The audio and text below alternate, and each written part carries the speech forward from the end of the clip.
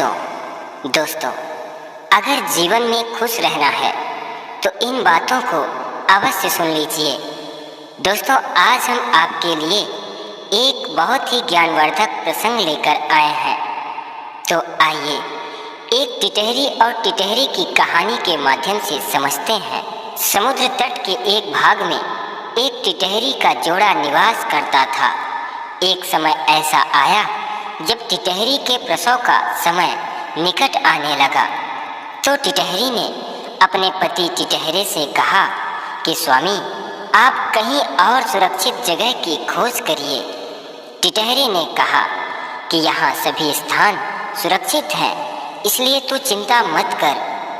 टिटहरी ने कहा, हे स्वामी, जब समुद्र में ज्वार भाटा आता है तो उस ज्वार भाटा से उठने वाली लहरें मतवाले हाथियों को भी खींच ले जाती हैं, इसलिए हमें दूसरा सुरक्षित स्थान ढूंढना आवश्यक है।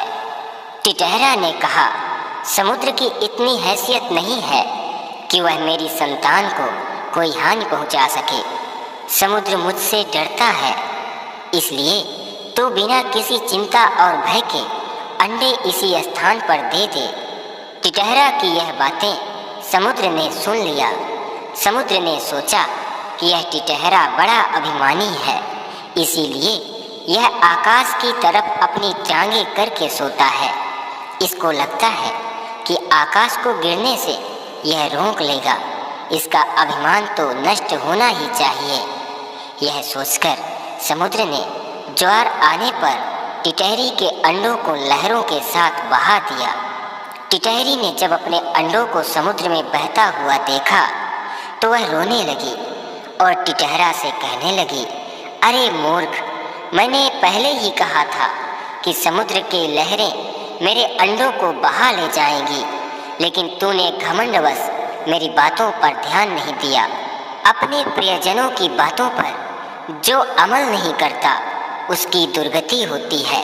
इसके अलावा बुद्धिमानों में भी वही बुद्धिमान सफल होते हैं जो बिना आई विपत्ति का पहले से ही उपाय सोच लेते हैं एवं जिनकी बुद्धि तुरंत ही अपनी रक्षा का उपाय सोच लेती है।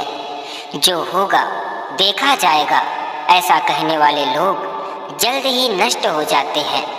टिटहरी की यह बातें सुनकर टिटहरा ने कहा, मैं औरों की तरह मूर्ख और निष्कर्म नहीं हूँ। मेरी बुद्धि का बल देखती जा। मैं अपनी चोंच से जल भरकर समुद्र को सुखा दूंगा। समुद्र के साथ तेरा बैर तेरे लिए अच्छा नहीं होगा और इस विशाल समुद्र पर क्रोध करने से कोई फायदा नहीं। अपनी शक्तियों को देखकर ही हमें किसी से बैर करना चाहिए, नहीं तो जिस तरह आग में पतंगा जलकर खाक हो जाता है, उसी प्रकार समुद्र से बैर तेरे लिए अच्छा नहीं है।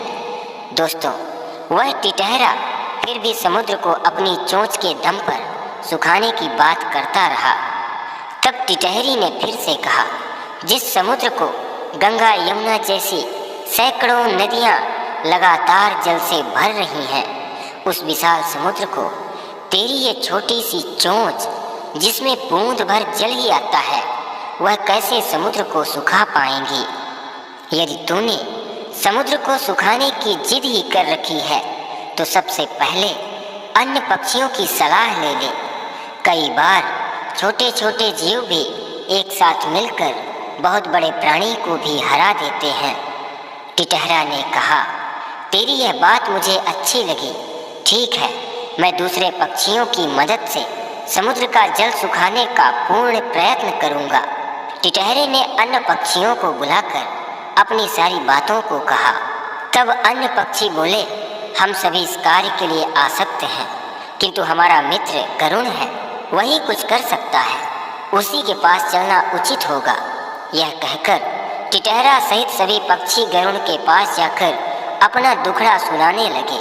सभी पक्षी कहने लगे, गरुण महाराज, आपके रहते हुए समुद्र ने पक्षी जाति पर अत्याचार किया है, इस अत्याचार की रोकथाम होनी चाहिए। तब गरुड़ ने कहा, समुद्र बहुत ही विशाल है, मैं कुछ नहीं कर सकता, लेकिन मैं भगवान श्री हरि विष्णु का वाहन हूँ, मेरी मदद भगवान श्री हरि अवश्य करेंगे। इसलिए हम सभी को श्री हरि विष्णु के पास चलना उचित होगा। वो कृपालु है, दया निधान परम पिता परमात्मा है, संपूर्ण सृष्टि के पालन करता है। वही हम सभी पक्षियों की विपत्ति को दूर करेंगे। तब सभी पक्षी भगवान श्री हरि विष्णु के पास पहुंचकर समस्त बातों को बताया। तब भगवान श्री हरि विष्णु समुद्र के पास गए और समुद्र को डांटते हुए बोले, हे दुष्ट समुद्र, तूने टिटहरी के अंडों का अपहरण किया है।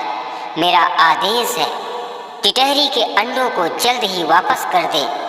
भगवान विष्णु का आदेश पाते ही समुद्र ने अपने जल को समेट लिया, जिससे टिटहरी को अपने अंडे मिल गए। दोस्तों, टिटहरा ने अपनी पत्नी की बातों पर ध्यान नहीं दिया और वह अभिमानवश समुद्र से शत्रुता कर बैठा।